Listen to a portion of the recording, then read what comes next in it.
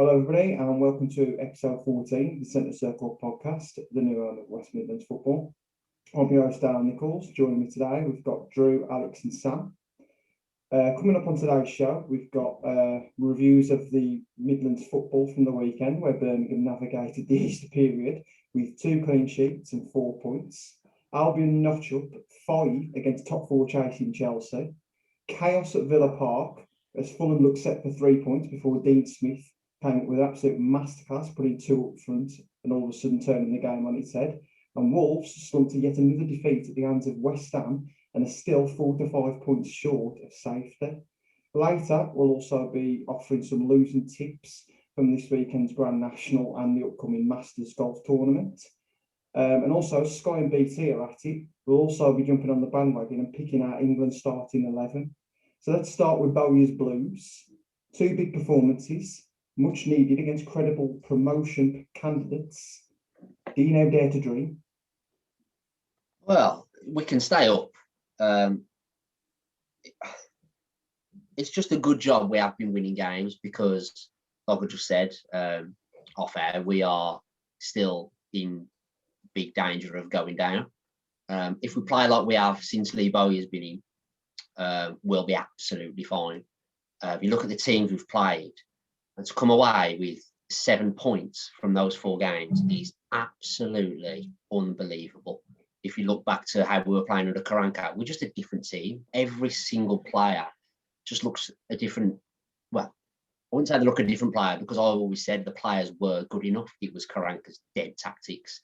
And he's just come in, simplified it, and he's getting more out of the players. And he's just a likeable guy, and like if Lee Bowyer gives you a team talk, you kind of want to play for him. Whereas Karanka, he's not really charismatic. He's just shrugs all the time, and you don't want to play for a manager like that. But he's bringing the best out of the players, and now we've got those 4 tough games out of the way, 4 playoff teams. Our running looks a bit easier. As long as we don't drop our performance levels, we'll be absolutely fine. My only worry is we still can't get a team between us and the relegation zone. Every time we win or get a point, the team that we've left in that spot between the relegation zone then leapfrogs us. That's my only concern at the minute. I mean, I think one of the first pods that we actually did, one of the things I mentioned was from, going through promotion through the Championship a couple of times over the past 8-9 years. And I always did say that I earmark these 2 Easter weekend fixtures as pretty much, it's that final corner before the final running, and it really does shape the season. They come thick and they come fast. And I think that when you looked at the fixtures being Swansea and Brentford, perhaps when you were looking at, towards the end of Karanka's reign, you were probably dreading these, thinking we could be cut adrift at this point.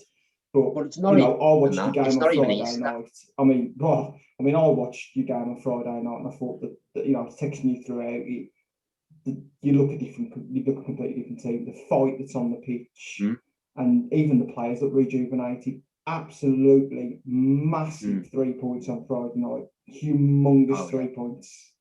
I think your performances. Go on, sorry. I was going to say, I think your performances almost mirrored Karanka's attitude. Coming off, going, I don't think we're good enough to stay up. Imagine your manager coming off. You've just been beat by whoever it was, or Coventry, I think it was actually, and he's like, I just don't think they were good enough to stay up. And you think, even if you don't believe it, and there's that many managers who probably are in that position over the years who thought there's probably not enough in that dressing room. There's no way you are admitting that on TV, and he just was doing it time and time again. Yeah, and the players watch the manager's interview. He's got to demotivate you. If he's going on, there's no smile, there's no joking around. He's so negative all the time. And I heard that it was actually Harley Dean, who I don't think this is official, but he kind of rallied the troops and went up to above Dong's head and said to the main owners and said, we want to get Karanka out. We don't want to play under him, because Dong didn't want to sack Karanka because he was his guy. That happened at Leicester, didn't it, a few years ago as well? with Ranieri. Yeah, and that's what the players did, and it's worked. And even going back, you mentioned just over Easter weekend, but it was before that. So before that, we lost 3-0 to Watford. But there was no way that was a 3-0 game. We actually played really well, and it sounds stupid, but we could have got something out of that game. They're a good team as well. We could have even won. As stupid as that sounds, we could have won. And at 2-0 down, I think it was still 2-0. It was a long time ago now. In about the 80th minute. And I messaged one of my mates and I said, we're still in this game. It's 2-0 down against Watford, who were second in the league. And I still believe that we can get something out of the game because we were attacking. We were actually creating chances, which we're actually trying to win games now. In the game before that, Reading, which was Bowyer's first game in charge, and I think they were third or fourth at the time. And again, to win that game, like 7 points from the last 4 games, 4 playoff teams. Karanka gets no points, and we are in the relegation zone now, and it's curtains for us. I agree. What did you think to Lecco on Friday night? I know someone might have a few words to say, but I text you, the first time that come out of me, I thought it was your best player. Yeah, he was brilliant. It's the first time we've seen him play up front. I don't know if it's the first time, but it's the first time he's played up front for us. I don't know if he played there for Albion. We're on the wing, he looked a bit rough. You don't really know what he's going to do. He doesn't know what he's going to do. He falls over the ball, and he played him up top. And it was a forced change because Hogan picked up a knock. And I don't think he wanted to play him up there, but we literally got no other real strikers to play off Djukovic. And he played so well. He was just a new player, and even the game before that, when he came on in the wing against Reading, he was getting back defending, and we were going, who's this new guy here? Bowyer's just got the best out of him and all the players, and it looks like it might be his new position up top. I'm pleased for the lad. I'm pleased for him. He's a nice kid. He never fulfilled it, Albion. He went on loan to Bristol City a couple of years ago, and they were raving about him, and then he's got no end product, has he? If that guy had an end product, he'd be a really good player. He reminds me, he's a lot better than Montero, any trick, but he kind of reminds me of a similar mould. Pretty quick, pretty skillful, but no end product. Yeah. It might be his calling up top. He needs to, because he's getting older now. People always give the old excuse, the Jesse Lingard excuse, that he's still young. He's getting a bit older now, so he needs to prove himself. I'm glad to. I know I'll give him some slack, but I'm glad to hear he's doing well. Did Raheem play? Came on, didn't he? Raheem has been playing. He hasn't played the last. He came on. It was a forced sub. John Terrell came on, but he went off injured, and then he had to put Raheem on. But Raheem was playing. I'm still undecided about him. He's good on the ball, can't pass it, cannot pass the ball. He's good at getting out of situations. He can receive the ball. If he's surrounded by 2 or 3 men, he can get out of it. But then he'll have to pass the ball 15 yards, and he just can't do it. But I think he'll be all right. Raheem, he's probably just a bit nervous. Yeah. But again, like the change in a few of the players, it's clear that, there's obviously different characters in dressing rooms. Some people need a kick up the arse, some need an arm around the shoulder, and maybe Lecco is one of those guys that needs an arm around the shoulder. And Bowyer's been there. He's been in dressing rooms as a player. And maybe he's just better at doing that than Karanka was. I mean, me personally, I don't think Karanka will get another job in England after a couple of poor showings for the last couple of jobs he's had, to be honest. And that's his last job. Karanka's meant to be a defensive mastermind, but we're playing more attacking football now and creating chances. And we've kept 2 clean sheets in a row against 2 of the best teams in the league. So, where does that leave Karanka then? He can't defend and he can't score goals. So I'm not sure the Championship's the division anymore to start defending. You look at the teams that are going to go up to play attacking football, don't they? I mean, Norwich are never the best defensively at the back, are they? They're just batter teams by going forward, and I think that's how to play the Championship. Brentford do it, don't they, as well? Yeah. I mean, obviously they're doing last night, did double. Talking about the obviously the results that you've had coming up, you've got Stoke on Saturday, who are playing for absolutely nothing in smack bang mid-table. It would be typical to not get a result out of that game. You know what? I said at work today, and this is based on absolutely nothing, and this is the negativity in me coming out again because I'm a Blues fan. I think Stoke will beat us. Don't know why. It's based on nothing other than instinct. I just think it's typical. I just think, for some reason, Stoke will beat us. We've got Rotherham the next game, so it could be a case of, oh, well, we've worked our bollocks off for 4 games. We'll have a rest against Stoke, and then we can always beat Rotherham, because beating Rotherham is bigger than beating Stoke. Yeah. So I don't know. I mean, I don't think I've said this before, though. Like, make sure that they don't think like that. But it's so easy to get up for big games. Like you just don't need to mentally think, what we got to do, what we have. You just work harder. You get that extra yard in you. But when you're playing against teams like Stoke, who, no disrespect to them, but are a bang average championship side now, it could just be a stalemate. It could literally. I mean, for me, predicting that'd be a 0-0 draw to me, because like you say, they're not playing for much. I don't know. And then, like you say, you go to Rotherham, where it becomes a big game again, and all of a sudden you spark back into your,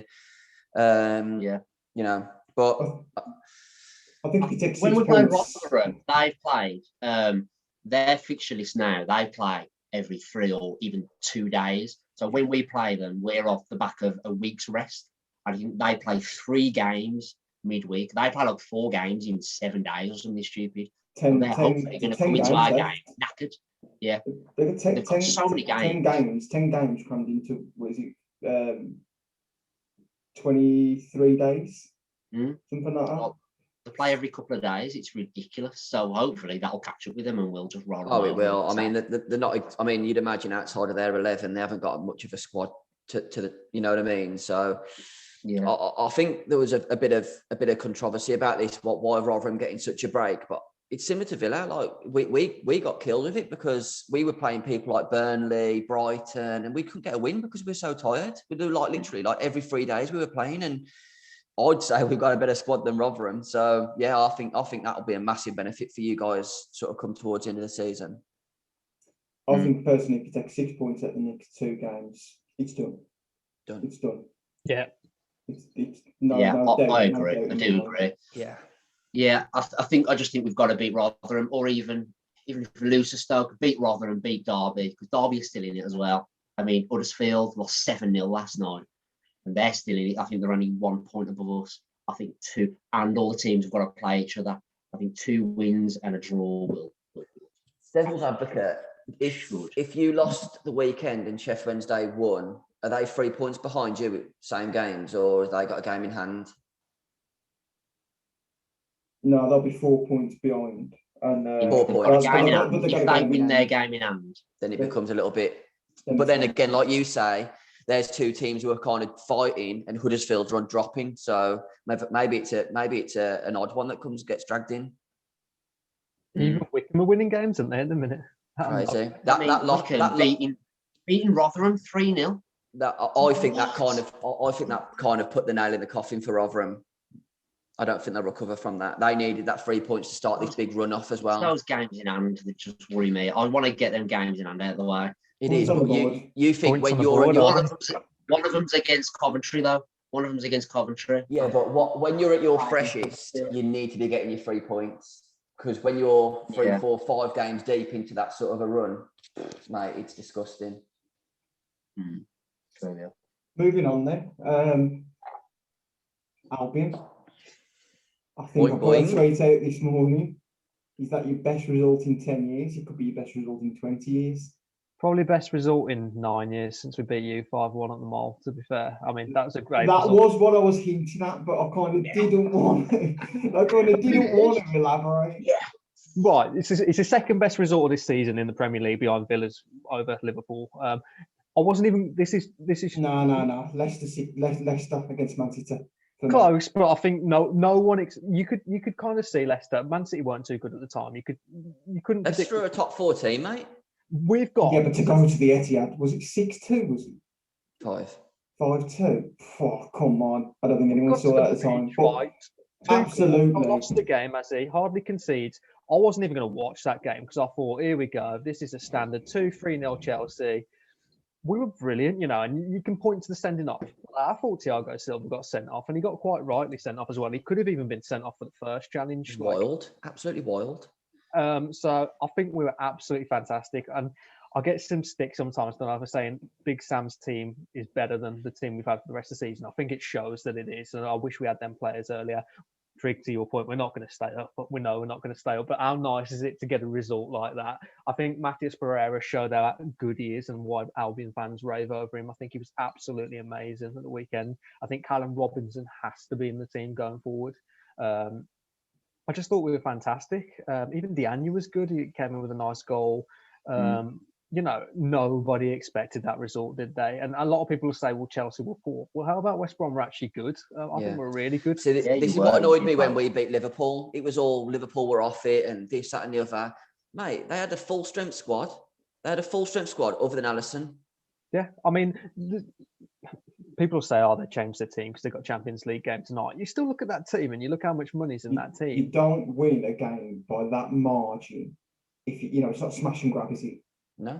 You absolutely battered them. This team, by the way, everyone was raving about them beating Atletico Madrid. Only a few weeks ago. Yeah, and they got turned over 5-2 by West Brom. Yeah, like it's unbelievable. It was crazy. It was a crazy game, and the goals were brilliant as well. They weren't set pieces, corners, or penalties. They were great goals. I couldn't believe what I was watching. We were messaging, weren't we? What's going on? That Callum Robinson goal where Furlong puts that ball into Robinson, he finishes. That's an unbelievable goal. I think I've said this to you before. Like, normally you're used to seeing Big Sam's teams, and it's like, but I actually think you're playing decent football. Like, you're going through the thirds really well. Yeah. It's one of those, what if he was in charge at the start of the season? What if we had those players? You know, we are down, but it's nice to go out. You know, I think we've always had the discussion about whether we're the worst team in the league. We're not. I think it's clear that Sheffield United are the worst team in the league now.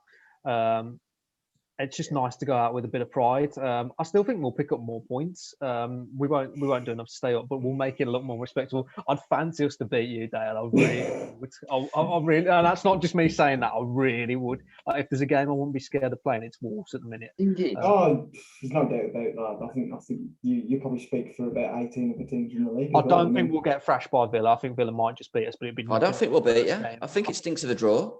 If we haven't, the talk is that Jack's out again for the foreseeable, and we look. I know that like we scored goals this weekend, but honestly, we have looked boring for the last 5 weeks. You're not accounting for El Ghazi's guaranteed hat trick against West Brom. He loves playing West Brom.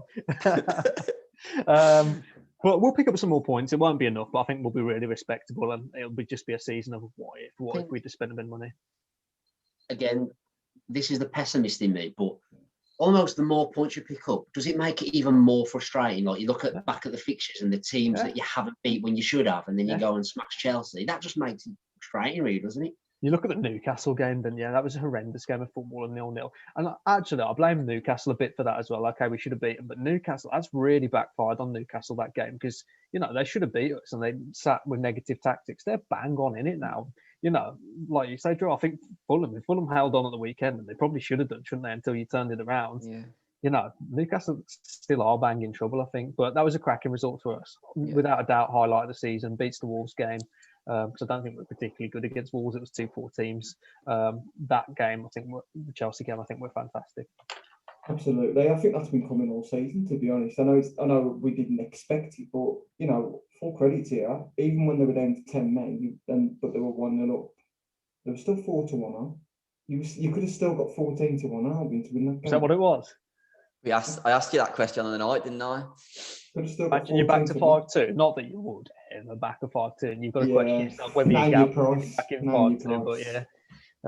But it was just nice to show people what we can do, if we put it together. Yeah, definitely. I think you're totally right, and I think I've sort of supported you on this. If Sam was in charge at the start of the season, and I get it, some of the players you've got in probably weren't available at the start of the season either, like your Ainsley, Maitland-Niles, but it's just the attitude to what your team is showing as well. I think you'd have stayed up comfortably, to be honest. I really do. I mean, the form that you're in, and I think there is that element that, everyone's written you off, so you might as well go for it. I get that as well. And I know there's a lot of different elements to it, but ultimately, I still think that you're showing more about you boys now than some teams are. I think you're playing better than Villa and Wolves at the minute. But look, it's so frustrating. Look at where we've picked points. We picked points up at the Etihad. We drew to Liverpool, drew to Man United, and then we go and lose daft games. And I don't know. 4 points off Chelsea. Yeah, it's just bizarre. I mean, it should have been 6 points off Chelsea. Had I think Big Sam's gonna be there next season. There's a lot of talk. There's a lot of talk that he will be if the board kind of back him and are serious about promotion again. I think he's going to get relegated. I don't think that sits right with him because it'll be the first time in the Premier League, won't it? So I think if the board were to back him, I think he'd stay. I don't know whether I'd want him to stay because I don't think he puts enough emphasis on some of the younger players we've got. So he's completely alienated Grady Diangana, who's actually a good player, completely alienated Karlan Grant, who are both going to be pivotal in the Championship. What I don't want us to do is we went through, this summer, and Grady's not been particularly good, nor has Grant, but we went through going for younger players as opposed to older players on big term deals. We had Krychowiak a couple of seasons ago in Poland, paid him $100,000 a week, and it didn't work, and it put ourselves in a bit of a financial mess. I don't want Sam to start bringing in the old guard again and bring in a few seasoned pros for the Championship. I think that's what you've got to do, but I also think you've got to build for the future as well. Keep the nucleus of the squad like Norwich have done with Pukki's their key man, Pukki and Buendia. If we can keep Pereira, Diagno I think wants to stay. So if we could sign him, I think it's for $4 million. His wages aren't too high. I'd be happy with that. I think someone in the Premier League would be a fool not to pick up Yokuslu in midfield. I think he's a fantastic player and he's far better than us. But if we can, all we need is a central midfield because we're going to lose Gallagher, Maitland-Niles and Yokuslu. So we need a whole new centre midfield. But if we can pick up good players, I think we're well equipped for the Championship. Yeah, but we'll see. Tough league to get out of, isn't it? But it's getting easier to get out of, I think. I think it's been a poor league this year, to be honest. I really do. I think it's been quite poor. Outside of Watford and Norwich, I don't think there's been anyone in there is not beatable, to be honest with you. I think anyone can beat anyone outside of them too. Really. It's been that, I think, in terms of Championship. Norwich even that good either. I don't know. The season that us three teams went up were really tough seasons, mate. Really tough seasons. How many points short do you think you'll end up falling towards the end? 5, something like that. Which, on the face of it, is a couple of games, and there three or four games where you think. If we'd have asked you that a month ago, it probably would have been 10. It's just frustrating, isn't it? But I don't know who's going to get down. I really don't. It might be Fulham. I know we've said Fulham are all right, but it might be Fulham. It's that last game. It'll be Fulham Newcastle last game. I mean, I'll put my neck out and said I thought Fulham would be safe before the last day. I think they're a little bit like Brighton, but I think Brighton have got a bit more where they're playing good stuff. They look like they're going to, go on a bit of a run, but they just got a soft underbelly. At the minute, if Villa score 3 against you at the minute, you're in trouble. Big trouble. Steve Bruce or someone. Did you say Wilson's coming back? I think that's key to I think they're saying Wilson's back either next week or the week after, which there you go. Goals are starting to come back. Maximum's back in. They're already starting to feel a little bit better, aren't they? Do you know what I mean? Stuff like that just gives the team a big raise as well because it's just, you got pace, you got goals straight away. So talking of Villa anyway, scoring 3 goals. What did you think Sunday? I think at 1-0 down with 20 minutes to go. You started to think Smith do something. Well, it's a funny one because I think I tweeted 2 weeks ago. I don't think Smith will be our manager, not the end of this season, by the end of next, purely because I've never ever seen a plan B from him. It was the first time this weekend I've seen a plan B where he changed the formation, changed the personnel, and then bang, like literally within minutes of that change, it just, I mean, it is difficult because how well we were playing at the start of the season, but we got found out. Like, Premier League is such a hard league. Like Norwich have been fantastic all year and played the same way, but they've not been found out in the Championship because there's not enough quality to find them out.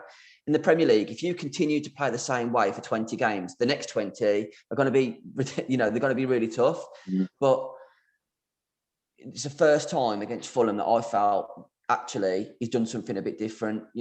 However, I do think if we wouldn't have beat Fulham, because I think we've got Liverpool and then City next, your season's pretty much stalemate. Do you know what I mean? At least now we're still 5 points away from back in the European spots. And I don't think we will get there, but at least you're still looking up rather than down. Do you know what I mean?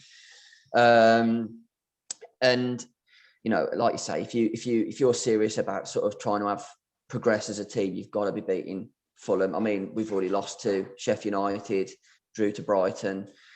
lost to Burnley.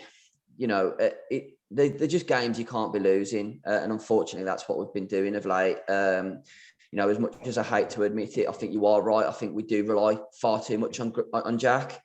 However, you know, we hopefully, you know, if he's a couple of weeks off now, you know, would we be seriously beating Liverpool and City? I don't think we would. So you know, give him another couple of weeks off and just go again after those games and reset. You know, they're free hits, aren't they? If you win, you win. If you don't, no one's expecting it anyway. So just I think the rest of your season is pretty much a free hit. You could lose every game and it's still a good season. You can almost start preparing for next season, really, already. It is, but my opinion to that is, right, and I know it's a bit greedy because I've said before, we finished. And you know what? I think a couple of weeks ago, Dale had, you know, a massive rant about the trajectories and Villa should be sacking Smith and blah, blah, blah.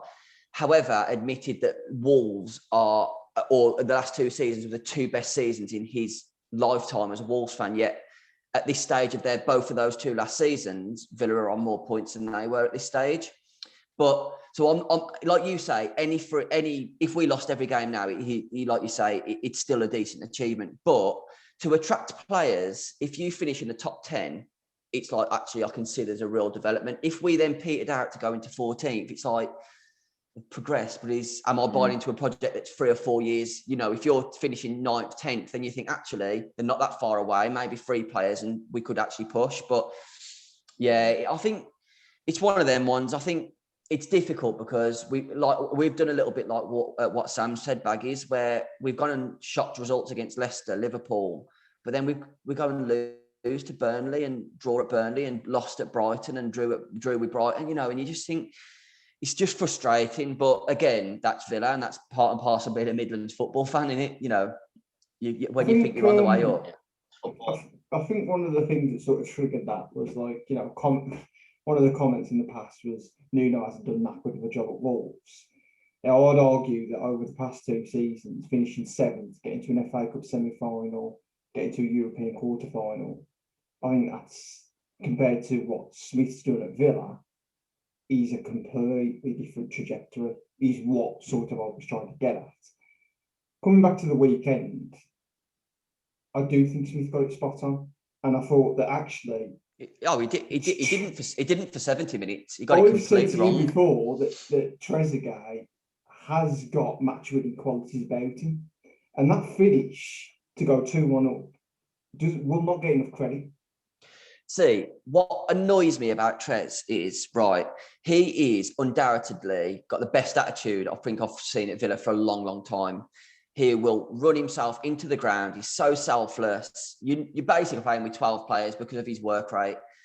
However, he will score a 30-yard screamer but miss on the line and I can't understand how somebody who has as many shots as Trez, 1, doesn't hit the target, but 2, doesn't score. Like, that's his first 2 goals this season. And I mean, I don't know if you remember, I think we were all watching it because you were giving me a bit of a stick for it against West Ham, and it was literally like a yard off the line. And I was like, I looked away because I thought that's a goal. And I thought, what have you done? Like, how have you actually physically missed that goal? Like, and yeah, I just, personally, I don't know if you'll get rid of him, but I think you'll see a lot less of Trez next season. I think El Ghazi will go. And I think we'll bring in a striker and a proper winger. Someone like Lookman, hopefully someone as quality as McNeil, but I think I'm reaching a little bit there. But someone like Lookman that can take a bit of pressure off Jack Grealish, to be honest. I don't know why you're thinking McNeil's a bit of a reach. Just in the case, I think. Why would you think, oh God, I can't leave Burnley?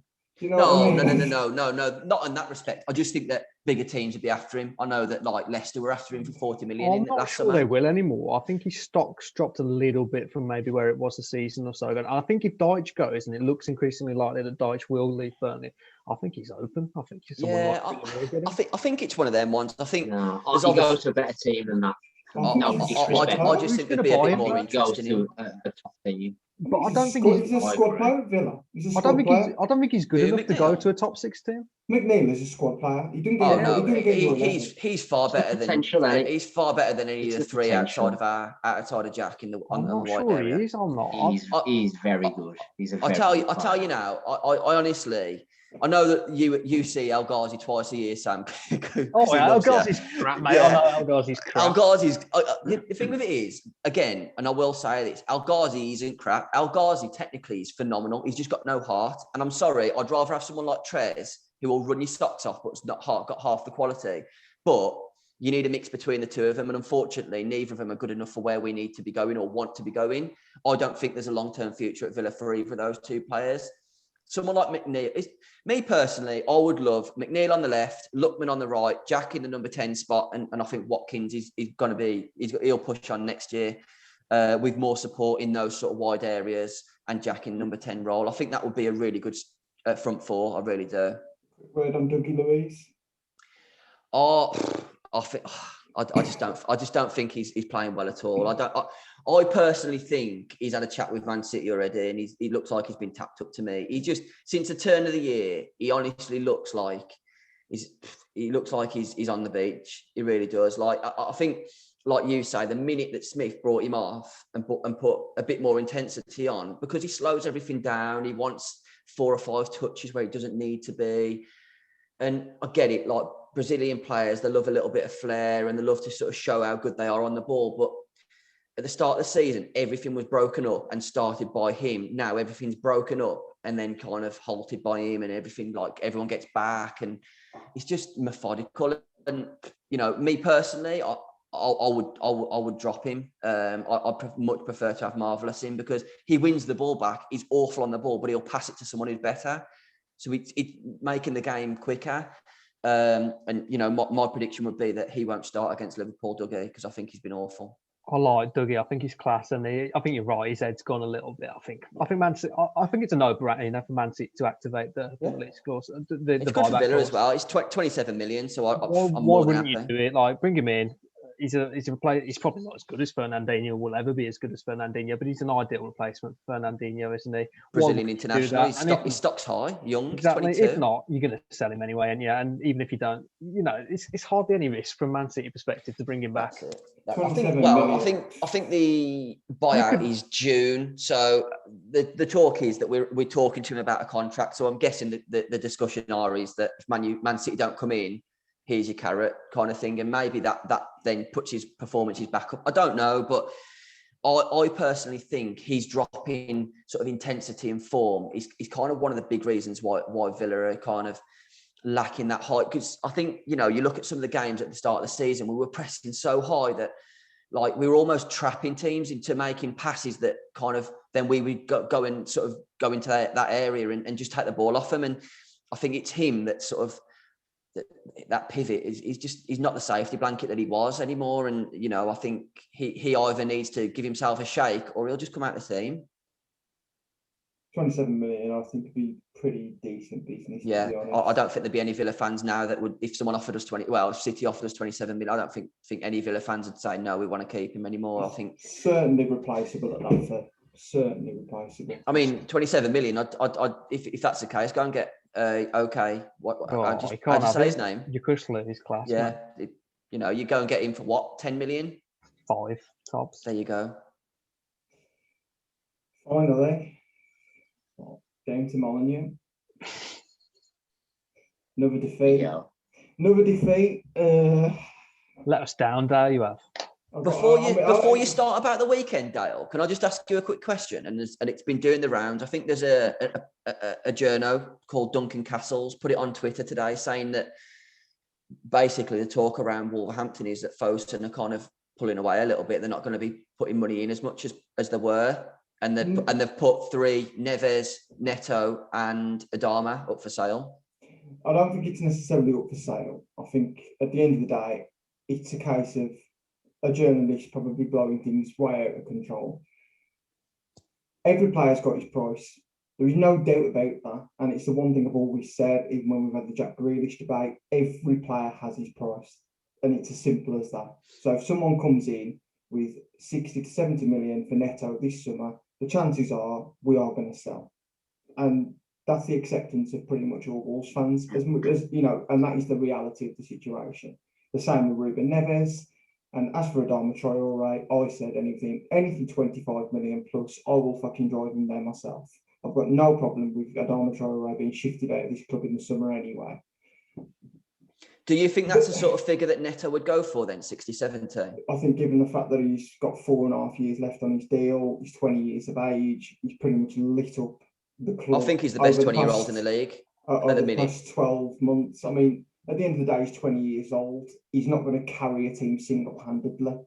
You know, he's going to dip off for 3 or 4 games, but for what we've had out of him over the past 12 months, he's been nothing short of outstanding. I don't personally see him being sold in the summer. I just don't. I don't see how, you know, if a Neves got sold or if a Neto got sold, they wouldn't all get sold together. It's too much of a reset. Fossum pulling away is nothing new. We've always been in a position where we will have to be self-sufficient. The only way you're going to do that is by developing youth, by selling players for massive profit margins and reinvesting that money with other players. That is why our net spend over the past 2 years has been very, very small compared to some of the other teams. So Nuno has had to recycle a lot of players. There is good youth players that are, you know, right under our nose. He's a player that needs to go into that first 11 next season, and that's Dion Sanderson. Yes, he's only played at Sunderland, but he's been absolutely fantastic, and the reports on him are just brilliant. We have only got one good centre-back at our club, and that's Willy Boly.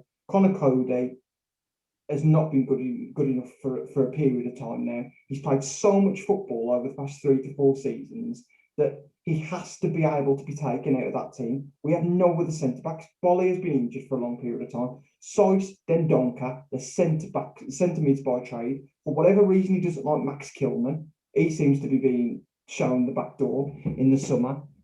There's big changes that needs to happen in that back four. Semedo was absolutely poor on Monday night, but he has been one of our best players over the past 10 to 15 games. That's probably a yardstick for how poor we have been. Left back Johnny gone. We don't know how long for now, if at all. Does he ever come back after a double ACL? That is just shit luck, isn't it? It's terrible. The option to sign Ait-Nouri for 18 million. I mean, Marcel can't stay fit, so you can't be eyeing him up for that position. I wouldn't be signing Ait-Nouri for 18 million now that we need someone to go in there as a first choicer. So get Matty Target, you can have him for 15. Obviously, Vinagre is going to come back. I think we should be looking at getting 12 to 15 million for him if we can shift him on. Lamp 8-9 million on top of that. You should get yourself a very solid left back for between 20 and 25 million in this division. Pedersen's available. No doubt. 15 mil. Also, as well, just on that, I actually think that sort of the roles have actually reversed a little bit. I think like this summer coming up, I think Villa needed 5, 6, 7 players.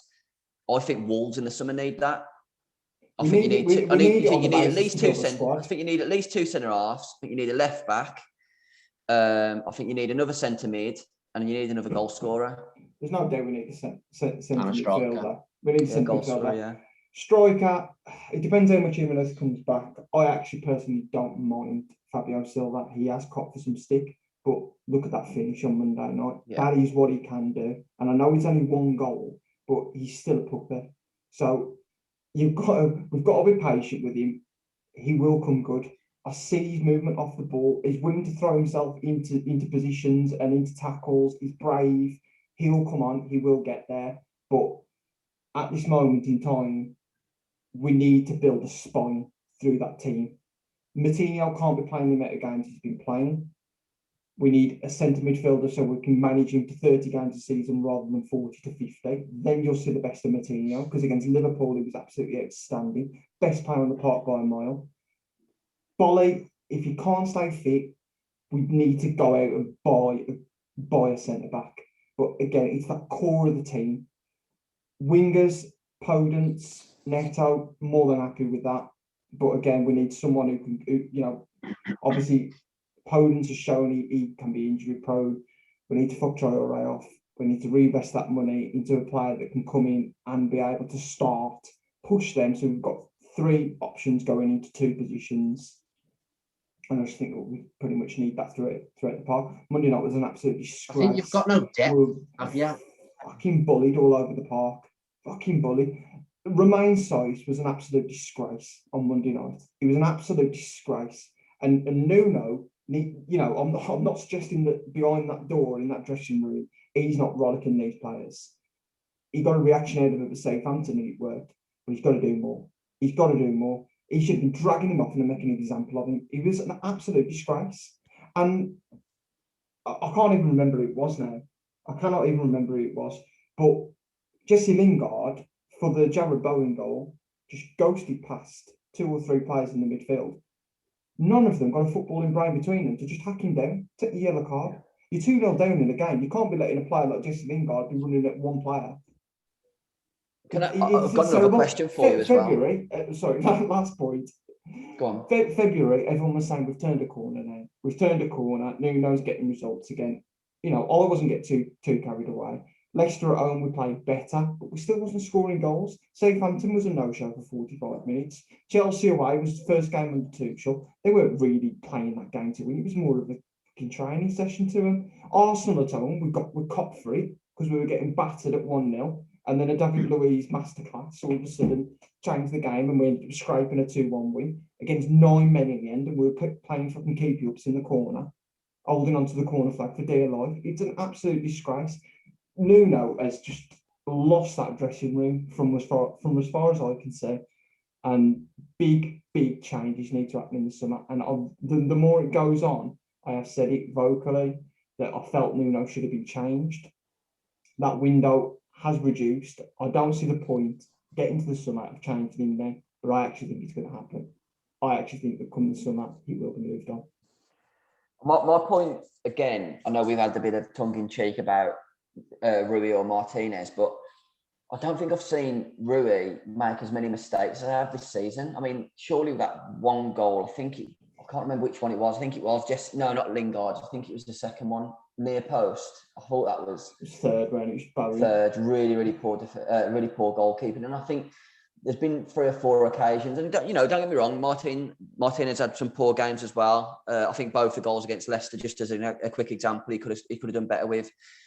But I don't know. Is that a confidence thing? Is that because more's coming through to him? Because your defence is always, you think of Wolves, you've always thought you win 1 or 2-0, you don't really concede a lot of goals. And I think a lot more's coming through to him now. And I think you're actually seeing Rui for the keeper he is, I personally think. I think it's harsh, to be honest. No, I'm asking the question. I don't watch him enough. He should have saved the Jota goal against Liverpool. But yeah. Actually, he has a bit of a habit of, yes, he might make the one mistake, but every time he makes a mistake, he then makes an absolute world of a save in the same game. He is a little bit erratic, but he's still a safe pair of hands. He's still the best goalkeeper we've had since Matt Murray. That's how I regard. I've put Matt Murray. I think he's the best goalkeeper I've ever seen at Wolves. But with Patricio, he's not a position I'd even be concerned about. No, I'm not saying that. I just wondered whether just coming through to him, so you're starting to see a few more mistakes. I think if you're looking at where things are going wrong at Wolves, it's nowhere near Rui, is it? I think, how old's Moutinho? Because he ain't got that many years left. Moutinho, no, 34, I think. I think you're both. I think bang on. I think the squad needs a complete refresh. I agree. And I think you need 6 or 7 in the summer. This brings me on to the trajectory point. I know we've touched on it a few times, but how can a team need a complete rebuild and the manager sacking and still be on a high trajectory? I think what the point was with that one was over the seasonal achievements. So over the past 3 seasons, we've pieced the championship. Yeah, we've come into a division, secured 2 top 7 finishes, gone deep into competitions in cups. Yeah, one season. Yeah, we've come away from one season where we've come away from that. We've still got a lot of quality in this team. The fact that it needs freshening up. We'd all agree that Dean Smith would probably never take Aston Villa into the Champions League. Can I just tell you? Can I just make a quick point? Limitations. Let me just tell you a quick stat though. As I said to you earlier, we on in terms of your two best seasons in the Premier League that you've openly said, you were on 43 points and 43 points after 29 games on both those two seasons. On the first season, you were 6th at this point on 43 points. And last season, you were 7th on 43 points. We're on 44 points in 9th. So it's a better league as well. So I think you've got to take that into account. I think you've got to take, whether you pull your face, points show that the teams above you are better. It's like saying Liverpool got 97 points and come second, but the treble winners of Man United only got 78 points. It's an impossible comparison. What I'm saying to you is, all that matters is where you finish, the position that you finish. I'm saying to you is, if you were on that same trajectory of having 43 points at this time in the league, you wouldn't be above Villa still. That's all. The trajectory is going forward. And I agree that Wolves had a high trajectory and they were at the top of that trajectory, but that happened. So trajectory is what's predicted to come. And all we can say, as we've established between us, going into the next 5 years, I can't see it being like that. It's at the minute, if you need a new manager and a complete rebuild, can't see how you're on a high trajectory going forward. It needs freshening up in certain areas. There's no denying that. And look at Chelsea, for example. Chelsea chop and change managers. Sometimes they finish 10th in the league. The next season they won the league.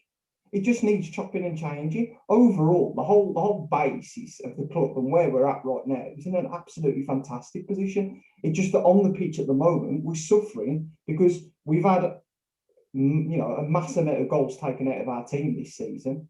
In Jota and in Jimenez. But it only takes a few decent signings to recapture that, and we can move forward again. I think overall, the club's still in a fantastic position. Oh, absolutely. And it's just a season of I wouldn't call it transition. Nobody throws a season. Nobody just writes a season off. It just doesn't happen like that. It's just developed this way. I think that moving forward with positive signings in the summer, retention in the right areas. There's no reason why we can't kick back on and be a top 8, top 7 side again next season. I've got absolutely no doubt about it. But the problem, I think, again, in terms of your trajectory is that you are going to keep on having this where you're going to develop decent players like Jota, like Neto will be next, whether you like it or not.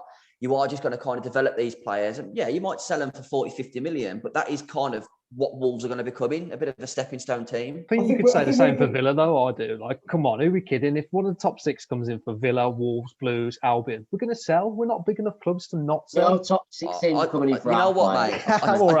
But the thing of it is, you say that, but Man U came in for Grealish last summer and we didn't sell him for 80 million. So we are big enough. Did they really want him, though? If they really wanted him, they've got him, wouldn't they? If they put an 80 million bid in, then yeah, they do want him. We're a watered-down version. Well, basically, I don't think we're Wolves at the moment. We're a watered-down version of Liverpool, right? They had a peak 3 seasons where they've won the Champions League, they've won the Premier League, and they've reached the Champions League final in the first season. We won the Championship, we've come 7th in twice. They've suffered with major injuries this season. They dipped right off. Same as us this season. Would you still say that Liverpool's trajectory is not like that and they're not in the best period of time that they've had for 25, 30 years, maybe since the 70s. Exactly, really. Because they're only a few decent signings away and getting players back in from being back at that level again. And that's where we are. That's exactly where we are. I would say that it's gone down. I would say it's gone down because look where they are in the league. Because of injury. Because of what has happened on the field this season, because of injuries and just things that happened on the field. It's the whole base of it's the whole base of the club and where they're at, the core of the squad, everything like that. Liverpool, really, if they get Van Dijk back, they get Matic back, they get Gomez back, they're signing key areas again in the summer. They'll be back up there again next summer, the next season. There's no doubt about it. The same with us. I don't believe that. You can say that about any team. I don't believe that. Because they haven't been at that level. But at the start of the season, Burnley came 7th when they came to the Premier League. Right? They overachieved. You never said that about us. We weren't overachieving. We were at that level. But my point to you is, mate, is that I think at the start of the season, when you had a fully fit squad, you were still saying to me, what is going on? Like, we just look like at the end of last season, you're going, we are awful. Like, what is going on? He's lost, he's changed this, he's changed that. You came to the start of the season, and I said to you, and I remember it, like, and I know this is a strange thing to say, but I said, I'm going to put Jimenez in my dream team, and you said, don't bother. He ain't scoring. And I think he scored once for me that month. Like, I don't think, as much as Wolves are easy to sort of say because of him, I don't think Jimenez would have made much difference to you, because there's such a big gap between your midfield and strikers. Like, I think William Jose and Fabio would have scored goals in most of the Premier League sides. I just think that we were so disconnected. Do you know when Jimenez got injured? Do you know where we were in the league? No. We were 6th in the league. I can't have that about Jimenez. I think Jimenez gets Wolves an extra 10 goals. And we were 6th in the league. And we were 2nd. We were Grealish.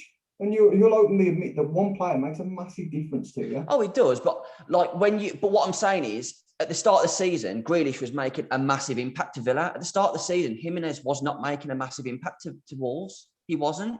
Like, how many goals did he score up until he went? You know full well. I do get that. I get that completely, mate. I get that completely. But I don't think that if Jimenez had played all this season, I still don't think he'd be above Villa. Don't get me wrong. Hand on heart, how you're playing, hand on heart, do you think that you would have had a good season regardless with Jimenez in the team? I think if we had Jimenez in the team all season this season, I think we'd be, give or take, there'd be a 1 or 2 points between us right now. Yeah, I would agree with that, but I think it'd be in our favour. Just purely because of our start. And so based on what you were saying about points, then we'd be pretty much bang on our trajectory then, wouldn't we? What I'm saying is that's not a trajectory of just doing that. That's petering out. That's what you're doing. You've had, like you said, you went, done that, won the championship, got 7th, and then now you've just done that. In fact, without Jimenez, you've done that, then that. That's what my trajectory of yours is. But last season we had Europe. So we weren't just juggling a league campaign, we were also juggling a European campaign. Yeah, but that was due to the fact of other people's success that you got Europe. That was other people's success. What, 7th? Coming 7th in the league? You wouldn't have got 7th, wouldn't have got Europa if other teams hadn't won it. 7th in the league, okay, granted, you are top 5 is the absolute nailed on that you're going to get Europe. There's no doubt about it. Yeah, and then 6th is the playoff to win the cups. Whereas last season we came 7th and we missed out because Arsenal won the cup. Okay, but you still got Europe, and we still made the most of that.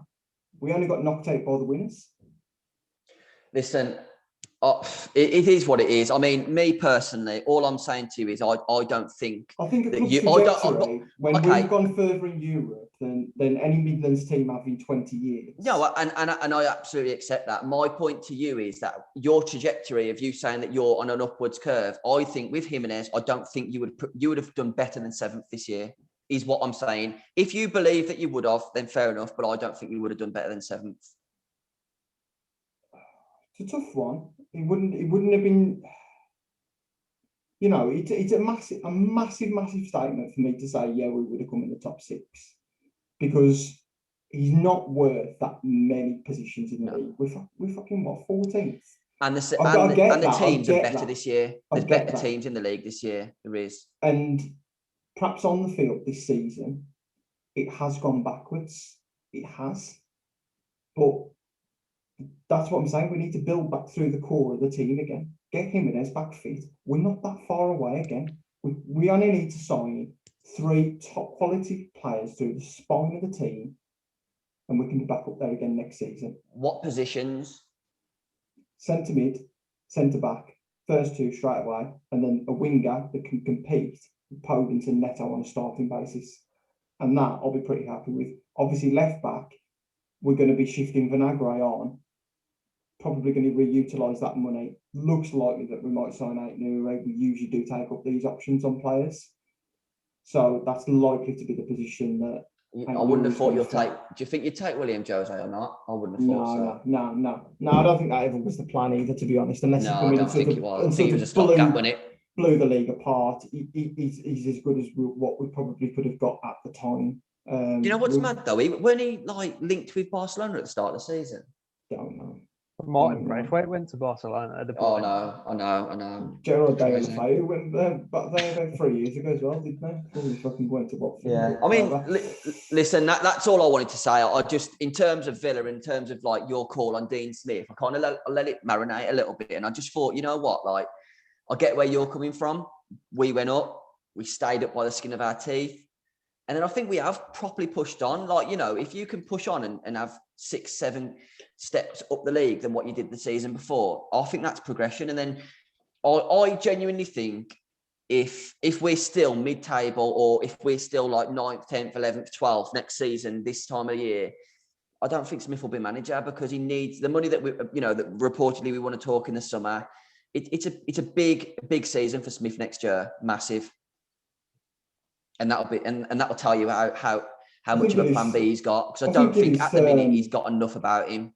I think you say that about all our clubs, to be honest. When if Nuno stays, it's make or break for him. Same for Smith. I think the expectation on Bowyer next season is going to be, you don't want to be being dragged into that sort of relegation battle again, but you don't know what the squad's going to be come then. And I think again, the same wherever Albion are, depending on who you can retain, the expectation again will be, you know, you've said yourself, you think that you'll bounce straight back up, absolutely no problem. So, but again, would you say with Blues, after the last couple of seasons just staying up, I think if you just steadied the ship next year, I don't think you'd be under pressure. Again, with Baggies, you don't have to win it. If you get into your playoffs and go up that way, I think it's still a credible season. I'd be disappointed if we didn't get top 2 next season. It's tough in the Championship, you said. If we get 12 next season, I'm happy. Exactly I'll show my arse on this podcast. Because the 6th place is up for grabs in the Championship, you always can start to think the teams that come up from League One, you write them off. So there's 3 teams pretty much gone. Not in terms of relegation. And then there's usually about 3 or 4 other teams that you'd earmark that'd say, okay, we're not in a position to sort of challenge for promotion at all. So then you've got around about 15, 16 teams that will be targeted top 6 as a minimum.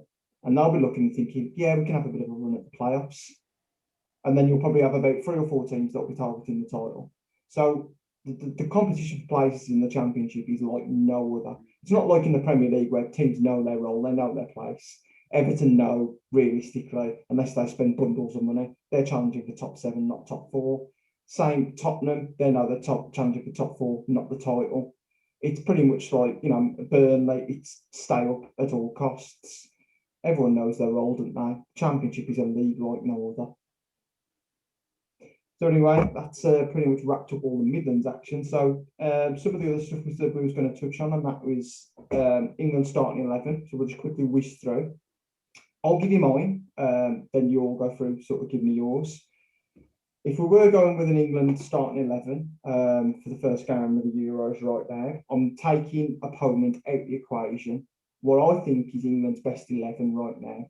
Not right now in terms of, you know, injuries aside. I'm talking come June, where players are likely to be fit, no injuries have occurred. This is what my team would be. Okay, so I've gone for Jordan Pickford in goal. Right back, I've gone for Kyle Walker. Centre backs, I've gone for John Stones and Harry Maguire. Left back, I've gone Luke Shaw. 3 centre midfielders, I've gone for Declan Rice. I've gone for Jordan Henderson. And I've gone for Mason Mount. And up front, I've gone for, on the left, I've gone for Rashford. Through the middle, Harry Kane. And on the right, I've gone for Phil Foden. Want me to go? Yep. I've gone same back 5. Pickford, Walker, Stones, Maguire, Shaw. I think they pick themselves at the moment, if I'm being honest. In the middle, I'd have a proper sitter in Rice. I think, I'm sold on him. A couple of weeks of properly watching him. I think he's outstanding. I think he's a Rolls Royce. Sam's called it early. Well done. I think he's unbelievable.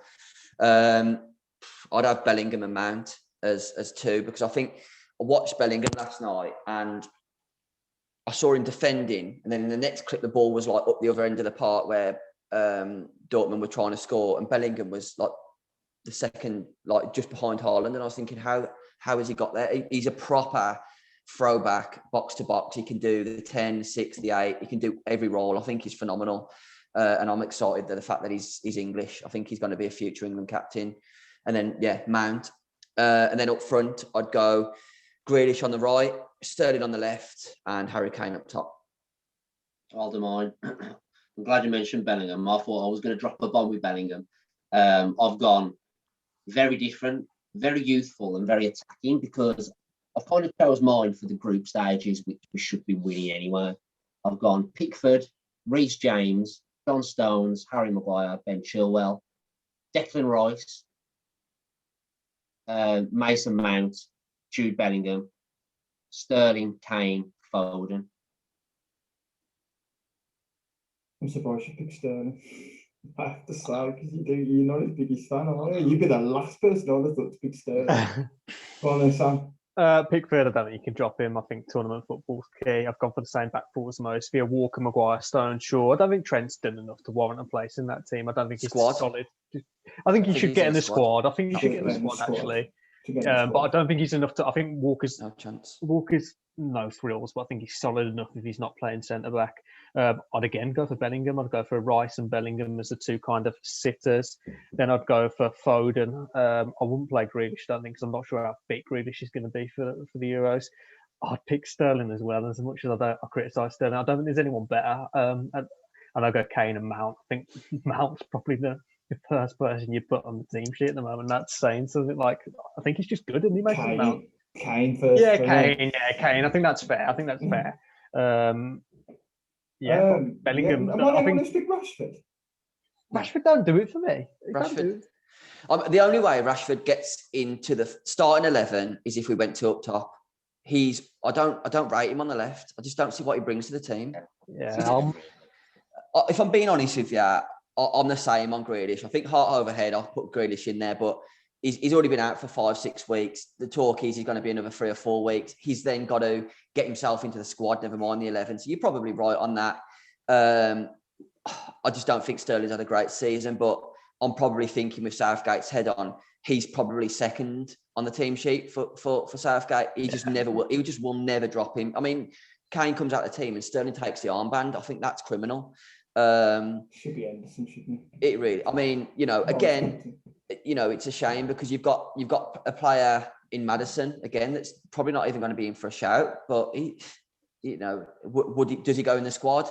Again, we've had a bombshell that Rice is out for 4 weeks at minimum. So again, how fit's he going to be when he comes back? And a huge loss to England that would be unbelievable loss. With Henderson being out, with Henderson not fit as well, I think those two players being out is a massive blow for England. I think Calvin Phillips gets loads of stick, doesn't he? And sometimes rightly so, but I think he will play. And I don't think he does a bad job, does he? I think he sits well with Rice. What does he do, though? I don't think he'll play. What does he do? I think he's guaranteed to start. I think you guys are missing a bit of a trick here. And I know that none of you have put Jordan Henderson in. And the reason why I've put him in is because you've got Declan Rice in there who's got no tournament experience. You've got Mason Mount in there who's got no tournament experience. You've got Jude Bellingham in there and some of your teams who've got no tournament experience. You need that. You need a leader, a proven winner, a Premier League winner, a Champions League winner who's played multiple times for England, he's played multiple tournaments for England. He's a leader. I think he's massive and so underrated to bringing this England team together. He's playing in there with Declan Rice. I agree, and I love Henderson, and I agree. But I can't get him in because with Rice, you don't need to. I think we do. In the group stages, you don't need two defensive. You've got to set Bellingham's basically a defensive midfielder. That's why I'd have him in there. But you do need two defensive. If we're playing 4 at the back, you need 2 defensive midfielders. Get Foden and Konsa in. They've won the Under-20s World Cup. There's your tournament experience. Yeah, Morgan Gibbs wouldn't that? Southgate gets loads of stick about. On the same team as Foden. I think Southgate's actually he manages the big egos pretty well. So my question is right. Why and how does Trent get into the squad? He gets in the squad because I think he's the second best right back in the country. I agree. What's Reece James done in recent games to suggest he's any better? I'm sorry, but Trent Alexander-Arnold this season has broke 2 Premier League records for giving the ball away. And I don't care what anyone says, that's nothing to do with being a flair player. He has given the ball away on passes, on crossfield balls that have gone astray. He cannot defend. He cannot. So, And Gary Neville was on Sky Sports and he made an absolute unbelievable point. When you're playing Germany, France, Brazil, whoever it may well be, or a top team, international team, if you were playing England and it was, I want to play against Walker, Reece James, or Trent Alexander-Arnold, who do you think they'd want to play against? Reece James. Come on, Sam. Well. Come on, fit, man. I mean, to be honest. Why? Because Reece James is the best defender out of all three of them. No, he's not. He's stronger and he's quick. Kyle Walker's the best defender out of all of them. Kyle Walker's awful at defending. He's just fast. He gets himself out of trouble. But he's the most solid option out of the three. Oh, he's the most solid, but he's 5 against West Brom. Your two right back options, your two most solid right back options. And I'll tell you now, I don't think Trent will go to Europe. I think it will be Reece James, and I think it'll be Walker. And Walker will play in the group stages, and I think Reece James will play when it's a tough, to be honest, tough I position. can see him picking Trippier over Reece James. Yeah, so can I. Trippier? No, I don't think Trippier goes either. I think he will. I think he will. I mean, Trippier would have gone if Ben Chilwell and Shaw weren't playing so well. He would have been an option that he could play left. Chilwell over Shaw? Why Chilwell over Shaw? Shaw's bang on every time. Shaw's fantastic. Chilwell gets further forward. Shaw's a better defender, but Chilwell just offers you that.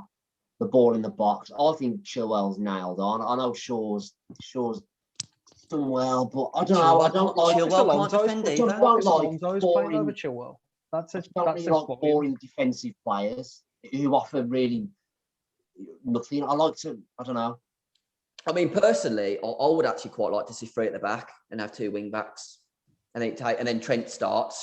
He doesn't fancy it with another centre back. It's clear he doesn't. You can't play Tyrone Mings after. No. I'm not saying that for a second. I mean, personally, and I know I'm probably beating on like most Villa fans are, but I think Konsa should be. He's I think the 3rd best English defender at the moment. I would agree. However, he's not even going to be in the squad. Never mind start. But you know, I genuinely think if you put Walker, Maguire, and Stones as your back 3. And you had Trent and you had Shaw or Chilwell as your wing backs, I think you're already straight away. You've got a strong and defensive minded. Still have Reece James over Trent. If we're going to stick Walker, if I was playing a 5, I'd stick Walker in that right centre half, and then I'd have Reece James. I just think Reece James is more of an all rounder. Like we say, Trent can't defend. And and I'm sure Reece James on his loan with Wigan, didn't he finish the season playing centre mid as well? Oh, but it's a bit different to playing Euros. No, I'm not saying that for a second. But what I'm saying is, like, everyone keeps saying Trent can play centre mid, but Reece James has actually played centre mid for Chelsea as well. I think it's going to be touch and go with Trent. I don't think he's any right to be in the England team. I just think he'll pick him because he's an attacking threat. Maybe Walker's his go-to guy. Though I think Walker's nailed on in the right position for any game. Yeah, I'll make 2 statements. I don't think Trent or Grealish go to Euros. I don't think Grealish does either. Unfortunately, I think Lingard's going to go. I don't think Lingard's the person that keeps him out.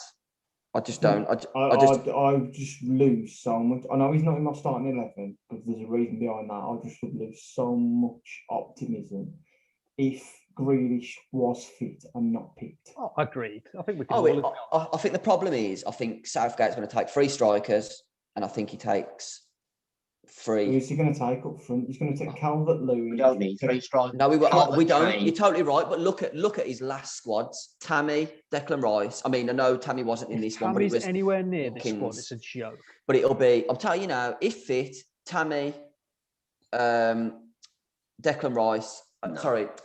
Calvert-Lewin and Harry Kane. They will go to. You, Tammy will be nowhere near England. Tammy will not go. I mean, it'll only take Kane and Calvert-Lewin because he's got Rashford and Sterling who can play there. We don't. I'm hoping so. And if that's the case, if he sees Rashford as someone who can play through the middle, then Grealish goes. But if he doesn't, and go on his last 3 squads, I know Rashford's been injured. Which I said this to Sam actually. This is really strange. I find about Rashford. The last couple of squads with England, Rashford has been injured for the week or 2 weeks for the England camp, but then he starts for Man U the next game. Is that just trying to protect him? Do you think, or has he genuinely been injured? Don't know. It's not guaranteed in the England team, though, is it? To be fair, I think. What do you think to Jadon Sancho? Because we haven't mentioned his name at all. Not going to get in, is he? I don't think he makes a squad. You know what? Southgate strikes me as a bloke. I think he does. Southgate strikes me as a man that he picks characters over players. So he would, if Grealish had Harry Kane's sort of background where he's straight-laced, never makes he'd be the first on the team sheet. But because Grealish is a bit of a donut at times, that's the reason why it's taken him so long to get into the squad, in my opinion. It's personal. He's a company man and he's Southgate. Yeah, he is. He's a yes man, and he's a perfect fit for the FA, because the FA are basically making sure that he's a little puppet. It's too much stick for me. I think he's done a good job with that England team. I do. Come on, Sam. Okay. Every time we played anyone decent, he's lost. Well, who else we had? Look at the glory era. They couldn't do anything with it. Like, he's done better than all those guys. Big Sam. Big Sam. 100% winning record. You can't deny that. Oh, you can. Right. Okay, then, for all you viewers anyway, let us know your England 11 in the comment section below. So final piece that we're going to quickly come to tonight then is obviously we've got two big sporting events the weekend. We've got the Grand National and we've got the Masters. Just in a word, I want your best bet and your picks. So the Masters first. Masters, I've got about 15 golfers. I know you love it. What's your favourite weekend? Other than the favourites, other than the obvious Brysons and your Spieths, I'm going to go Daniel Berger. That's my pick. My pick is Colin Morikawa. The Masters is not a course where you need to be a big hitter, and Morikawa is the most consistent swinger of the ball. I know he loses 30 yards. Yeah, but what I'm saying is he hits the ball 30 yards less than most players, but how many fairways does he miss? I don't know. I think you need a bit of experience. Maybe. Around Augusta. Dustin for the favourite backers. I think Dustin does it. Do you think Dustin does it, Sam? Yeah, I do. Me personally, I've said this, I've been very vocal about this. I think Jordan Spieth at 12-1, he should be looking anywhere else. He should not be looking anywhere else. I think. On the back of one win? I think he's playing the best golf of his career. He's a proven winner at this course. I just think that with 9 places, fifth of the odds, I think that I wouldn't be looking anywhere else at this moment in time. Dustin Johnson, best price, 9-1. Daniel Berger, best price, 35-1 with Bet365. Morikawa, 33-1 with Willie Ells giving 9 places. I know another player that you quite like is Xander Schauffele. I bet on him on every tournament because he's just consistent. He's always in and around it. Yeah. One that I highlighted to you the other day, where it was that Henrik Stenson is 350-1. Now, I know that the guy reportedly had COVID last year, and he hasn't exactly recaptured form of the past that saw him win the Open a few years ago. But at the end of the day, I think that's a monster price. Certainly worth a few pennies each way anyway, because there's always a few in there that sort of creep in there. Tommy Fleetwood's a place. Tommy Fleetwood loves a place. Get him in there. Can I tell you two people that I think you shouldn't rule out, and that's Tyrrell Hatton, and I think he's 50s or 40s, and Sergio. So I think they're both playing well. They are, but Tyrrell don't strike me as someone that's got the bottle to win it. He hasn't got the mental. He hasn't got the attitude. He hasn't got another one that I'm going to put up as a good bet is Christian Bezuidenhout. He's a young South African golfer who's qualified for this tournament. Went round in under par last year, and he's currently 140-1 on Bet365. So just want to add to your notebook, slap you 25p each way. So. Big Fred Couples is about as well. So anyway, all in all, best bets for the week. We've got Drew with Colin Morikawa, Alex with Daniel Berger, Sam with DJ, and myself with Spieth. I also like Rahm and Webb Simpson, by the way. Covered the board here. Scheffler, Casey. Do you want to just tell us who you're not having? This is giving me flashbacks to Cheltenham, kid. Oh my days. And obviously Bryson. Yeah, obviously. We want the national hunt expert on this one. We want the Grand National, and we want the winner, and we want it now. Cloth Cap wins the Grand National. Too short price. You want to go Paddy Power 5-1 boosted today only 5-1 Cloth Cap. If you want to place Kimberlite Candy, or I couldn't put you off Annabelle Fly actually, previous place, knows the course well, but I think Clothcap's the best handicap horse in the race. Whether he should be 4-1 standard terms, I don't know. I don't think anyone should ever be 4-1 in the Grand National. Tiger Roll 7-2. Done it before. I think Clothcap's the most likely winner. Yeah. I haven't actually bet on the National, but I've got a little lucky. So it's over a couple of days. I don't know if you want it. Monimeril for the first day, Chantry House, Fakir, and Time Hill. That's my lucky 15. If you're going to do Time Hill, anybody for it? You're going to do Time Hill, do it with the stayers, anti-post stayers hurdle next year at Cheltenham, but to win. I always look at with the National.